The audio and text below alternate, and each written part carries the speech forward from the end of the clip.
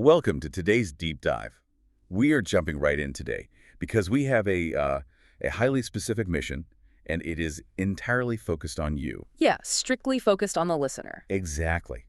We are breaking down the real mechanical blueprints of productivity and success. And to be clear right up front, we are officially moving past that exhausting, nonstop hustle culture noise. Oh, absolutely. The whole hustle culture approach, grinding until your eyes bleed, it usually just leads to a spectacular burnout. Right. You already know how to work hard. We are here to figure out how to work right. Because the framework we're looking at today is radically more sustainable and, frankly, mathematically more effective. And the sources we're pulling from today are these two incredibly dense, really fascinating video transcripts from Lenny Richardson. Also known online as Leviticus Rich. Yes, from his channel, Productivity Accelerator. He's a productivity trainer who built a six-figure brand, published books, and established himself as a real estate consultant, all before he turned 27. Which is wild. And he has helped thousands of professionals totally rewire how they operate. Okay, let's unpack this, because his first major mind shift completely challenges the baseline of what we even consider work. The premise here is that almost everything society teaches us about productivity is structurally backward. It sounds like a really provocative hook, I know, but the transcripts back it up with just brutal logic. He completely redefines the concept of productivity. Because most of us have conflated it with just being busy. Right? Exactly. We've been conditioned into this employee mindset where time equals value. We inherently believe that sitting at a desk for 12 hours instead of a standard 8 makes us a superior worker or inherently more productive. Right, but I think that is a really tough habit for people to break. I mean, if I am at my desk for 12 hours, I am objectively doing more tasks than someone who leaves at noon. Doesn't that count for something? It counts for exhaustion, but not necessarily output. The framework Lenny presents argues that true productivity is strictly about the value produced per unit of input. He contrasts the employee mindset with the business owner mindset. Right, the leverage aspect. Exactly. Yeah. A business owner might spend just 2 hours a week reviewing automated systems, but those 2 hours generate significant revenue or solve massive bottlenecks. Meanwhile, an employee might grind out 80 hours answering low-level emails for a fixed salary. Exactly. Time spent does not magically correlate to high leverage output. The source uses a striking analogy for this. Imagine you have a massive life-changing goal. One consultant tells you they can help you achieve it in 7 years of hard labor. Okay. Another consultant says they can hand you the exact same result in 7 days. Who is more productive? Well, the 7-day path, without question, it's infinitely more productive. But notice how your brain might initially resist that, feeling like the 7-year path is somehow more noble because it involves suffering. Oh, yeah, the whole paying your dues mentality. Yeah. Right. We have to strip the nobility away from unnecessary suffering. It is about doing significantly less to get significantly more. But before we can even begin to optimize how you work, we have to define what you are actually producing for. Which is a trap that catches highly ambitious people constantly. Constantly. Because success is entirely subjective. It is not a default setting that society just hands you. So what does this all mean for someone who just assumes they want to be rich and successful? Because I see that all the time. People adopt a millionaire dream without ever interrogating why they want it. And without that interrogation, they will inevitably quit when the process gets difficult. Lenny points out that for some people, ultimate success is simply finding a partner, getting married, having kids, and coaching Little League. Right. But for someone like Arnold Schwarzenegger, success was a very specific blend of global fame and physical status. And for Elon Musk, it's literally going to Mars. Exactly. Interplanetary colonization. You cannot run Elon Musk's operating system if your actual underlying goal is to just have a peaceful life in the suburbs. That makes total sense. And it leads right into the concept of uncovering your actual why. The score shared a couple of stories about students that I found deeply relatable. The college students, yes. Yeah, there was this college student he offered coaching to who swore up and down she wanted to be a software engineer, but she was constantly procrastinating, complaining about her homework, just generally miserable with the coursework. Which is the ultimate red flag, a massive disconnect between the stated ambition and the daily reality of the work. Right, and when Lenny pushed her to explain why she chose software engineering, her answer was incredibly revealing. She said she wanted a flexible job, she wanted to work from home, and she wanted to travel the world while making a decent income. So she was forcing herself through a brutal, highly technical degree that she despised. Just for a lifestyle that 100 other careers could have offered her? Precisely the point. She had a terrifyingly shallow why. She locked herself into a path of maximum friction for a totally generic reason. He shared another story, too, about the civil engineering student. Right, the one who was failing her classes and spiraling into depression simply because she was pursuing the degree to please her parents. Which is such a common trap. Yeah. But your parents aren't the ones who have to sit at that drafting table for 40 years. They don't have to live your daily existence.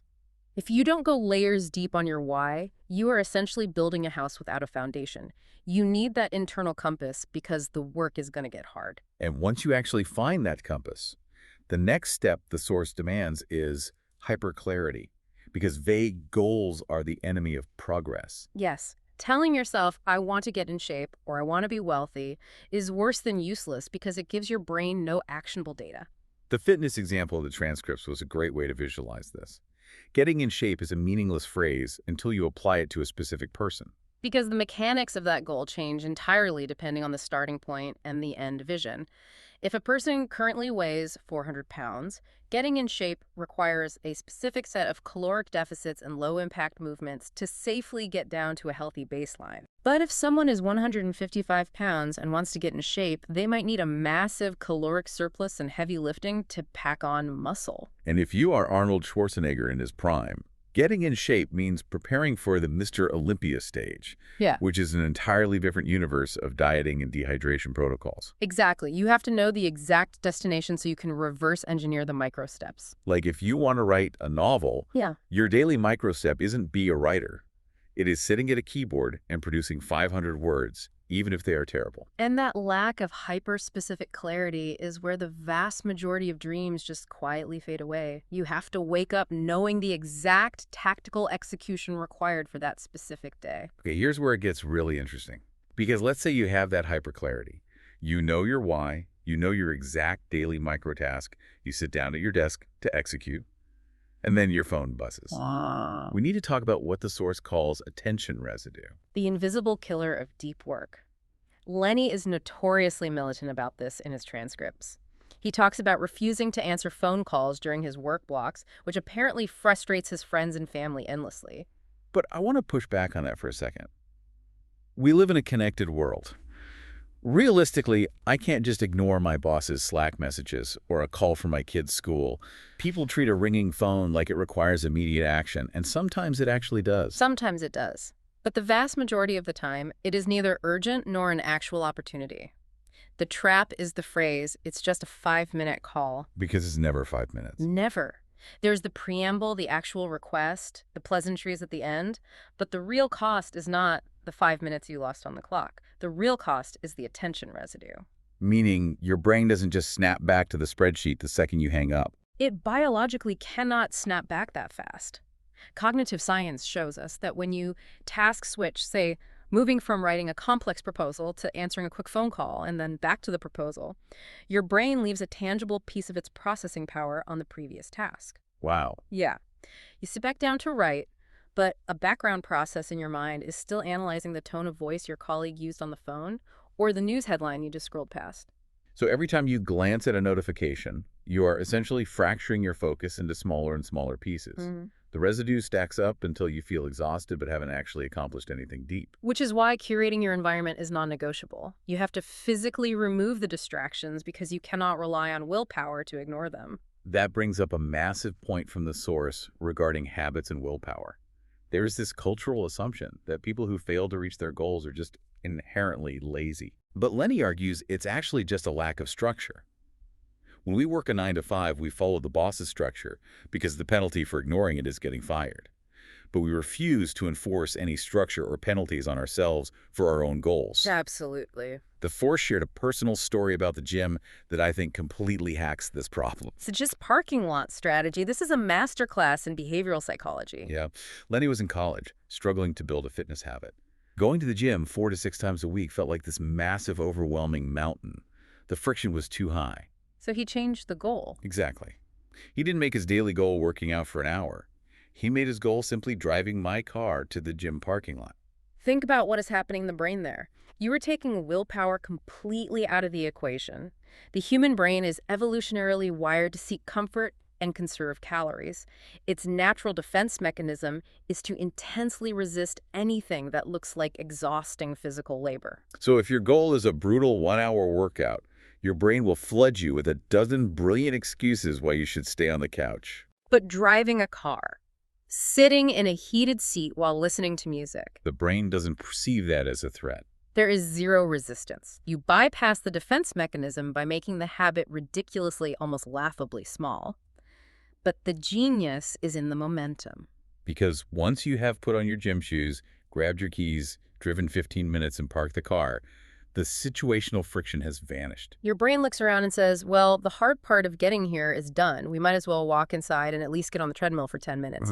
It is about engineering your environment so the right choice becomes the path of least resistance. Now, as you start building these micro habits, the source warns about another modern trap: information overload. Oh, yes. We are drowning in advice. Every time you open a social media app, there is a new guru telling you a completely different, contradictory way to build wealth or get healthy. It induces total analysis paralysis. We are culturally obsessed with finding the quick fix. The source essentially calls it looking for the Ozempic of success. The magic pill. A magical, effortless intervention that requires no behavioral change. People bounce from diet to diet or business model to business model, searching for the perfect one. But the reality the text hammers home is that there is no universal best diet. There is no flawless business model.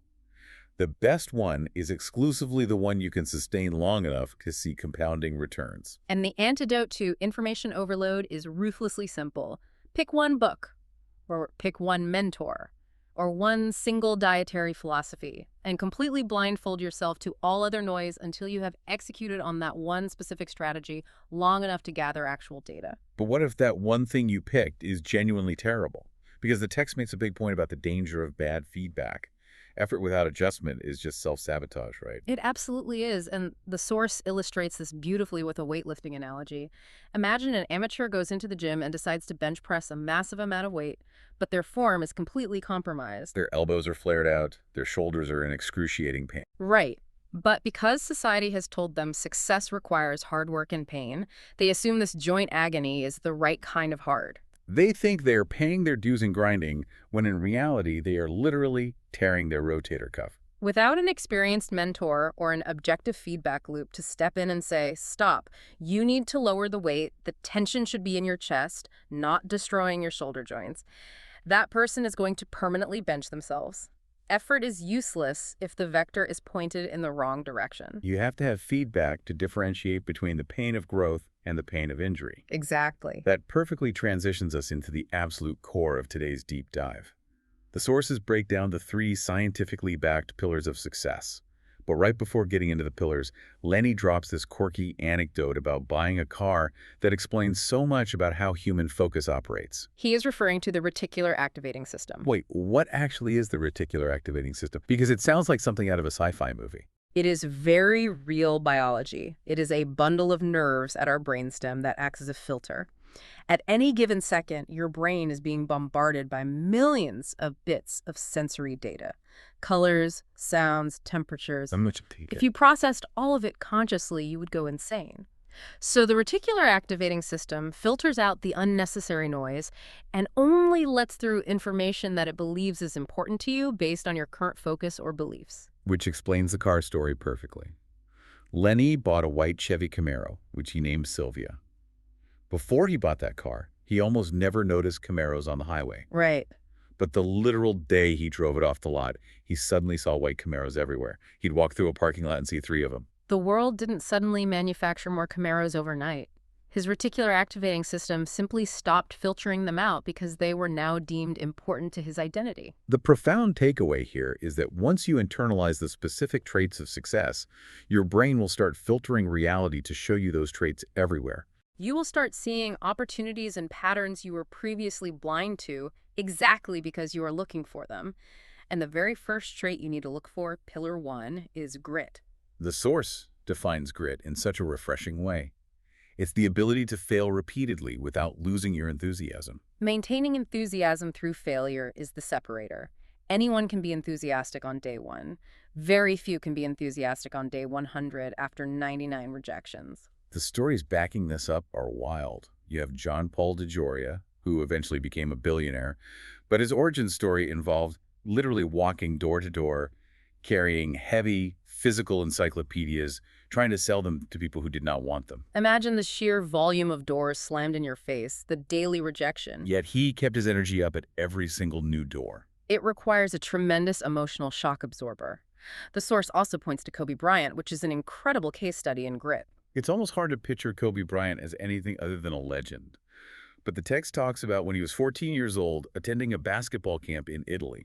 And he was objectively the worst player on the court. Every other teenager there was faster, had a better jump shot, and possessed more natural defensive instincts. For a highly competitive kid, realizing you are at the absolute bottom of the talent pool is usually the moment you quit and find a new hobby. But his internal monologue wasn't about quitting. He realized he couldn't beat them that week. He accepted he might not beat them next year. But he made the calculation that if he simply stuck with it and outworked them for the next 7 to 10 years, he would eventually pass them. It's that massive, decade-long time horizon. Which is the perfect bridge to Pillar 2, consistency. Or, as Lenny refers to it, reps and sets. You don't build physical muscle by going to the gym for 9 hours on a Saturday and then resting for a month. You build it through the compounding effect of going 4 times a week for 3 years. And that applies to skills just as much as muscle. The source gets very vulnerable here. Lenny admits he used to struggle severely with a stutter. He mumbled, his projection was weak, and people were constantly asking him to repeat himself. So he applied reps and sets. He didn't hire a magical voice coach for a weekend retreat. He woke up at 5 a.m. every single morning, set up a camera in his room, and spoke loudly and forcefully into the lens for just 5 minutes. Unscripted, unedited, unposted. Just reps and sets in the dark. Over time, that daily friction completely rewired his speaking ability. It is the relentless accumulation of small efforts. But grit and consistency can still lead to a dead end if you don't incorporate Pillar 3, iteration. This is the piece the hustle culture crowd usually ignores. Iteration means making calculated, small tweaks when your current output isn't generating the desired result. Exactly. How does iteration actually differ from just quitting and pivoting to something entirely new when things get hard? Pivoting is changing the destination. Iteration is changing the vehicle. Pablo Picasso didn't paint one masterpiece, declare himself a genius, and stop. He painted thousands of pieces, constantly tweaking his angles, his colors, his abstract geometry, based on how the work resonated. Steve Jobs didn't release the first Apple computer and call the industry solved. He iterated relentlessly on design and user interface. Great. The text gave a fantastic modern example of this with a young video editor. He built his initial client base by going to in-person networking events and shaking hands. But as his college schedule got heavier, he physically didn't have the time to attend those events anymore. His inbound leads dried up. If he only had grit and consistency, he might have just kept trying to force his way into events, burning himself out and failing his classes. He had to adapt to a shifting environment. So he iterated. He took long-form videos of established figures like Gary Vee and Tony Robbins and edited them into highly engaging, fast-paced Instagram reels entirely for free. Brilliant. He then direct messaged those polished assets to potential clients as undeniable proof of his skill. He changed his lead generation mechanism without changing his core goal of being an editor. That is the essence of iteration. Test a hypothesis. If it yields a positive result, scale it. If it yields a negative result, tweak one variable and test again. So we have the 3 pillars: grit to survive the failure, consistency to compound the effort, and iteration to optimize the path. But the source introduces a secret 4th element: An overarching mindset that makes the 3 pillars possible. delusional self-belief. It is a highly provocative term, but when you study extreme outliers, it is incredibly accurate.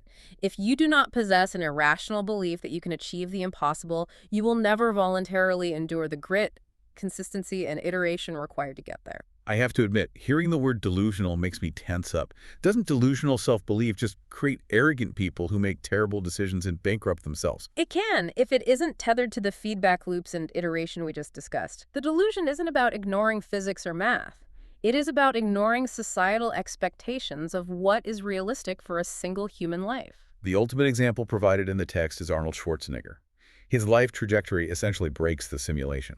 It really does. You look at the specific sequential impossibilities of his life. He is born to a poor family in a rural Austrian farming village in the aftermath of World War II. The economic disparity alone makes his story highly improbable. But he develops this absolute, unwavering delusion that he is destined for America. He decides he will become the greatest bodybuilder in history, and he wins Mr. Olympia 6 times. That alone is a miracle. But then he decides he wants to be a Hollywood leading man. In an era where the thin, subtle actor look was entirely dominant. He had cartoonishly massive muscles, an unpronounceable last name, and an incredibly thick accent. Agents literally laughed at him. Every realistic metric said he would fail. Yet his self-belief was so absolute that he forced the industry to mold around him, becoming one of the highest-grossing action stars globally. And then, as if that wasn't enough, he decides to enter politics. He runs for governor of California, a state with an economy larger than most sovereign nations, and wins 2 terms. So what does this all mean for the listener? How do we synthesize that level of outlier psychology? The text pulls from 2 wildly different cultural figures to explain the mechanism behind this: Aristotle and Kanye West. If we connect this to the bigger picture, the underlying philosophy between those 2 figures is surprisingly identical. Kanye West has stated repeatedly in interviews that his greatest superpower isn't his musical ear. It is his absolute uncompromising belief in his own genius. He believes whatever he produces will be culture-defining. And Aristotle argued the ancient philosophical equivalent. Human beings act in accordance with their deeply held beliefs. It is the ultimate self-fulfilling prophecy. If you genuinely believe you are weak, you will never attempt to lift heavyweight, thereby guaranteeing that you remain weak. If you view yourself as fundamentally poor or unlucky, you will unconsciously make decisions that align with being poor. Conversely, if you carry the internal belief that you are a king, you will walk into rooms with the posture of a king. You will demand the respect a king demands, and eventually the world tends to reflect that reality back to you. The expert in the source material actually bought physical posters of a king and queen and hung them in his bedroom just to force his reticular activating system to process that identity every single morning. Just relentless self-programming. Okay, let's bring all of these mechanics together for you. We've covered a massive amount of dense material today. It is time to fundamentally redefine your productivity. Stop measuring your worth by the hours you suffer at a keyboard and start measuring the actual leverage and value of your output. And you need to dig past the generic answers and find your hyper-specific why. And you must protect that why by ruthlessly curating your environment. Block out the attention residue. Build those micro habits by removing the friction. Just drive to the gym parking lot and see what happens. Ignore the noise of 1,000 internet gurus. Pick one path, run the experiment long enough to get objective feedback, and adjust. Anchor yourself to the 3 pillars. Grit to absorb the inevitable rejections. Consistency to compound your daily reps and sets. Iteration to constantly refine your approach. And finally, wrap all of those mechanics in a bulletproof layer of undeniable, slightly delusional self-belief. This raises an important question, one I want you to sit with after we sign off today. We've seen that the highest echelons of success require a self-belief that borders on the absurd whim, like a poor Austrian farmer deciding he will run the economy of California. So look at your own life and ask yourself, how much of what you currently consider a realistic, responsible goal is actually just a self-imposed boundary, expertly designed by your own brain to protect you from the fear of failure? Oof. That is the perfect uncomfortable thought to end on. Thank you so much for joining us on this deep dive. It is time for you to step into your own delusion, figure out your reverse engineered micro steps, and start building your reps and sets today. We'll catch you next time.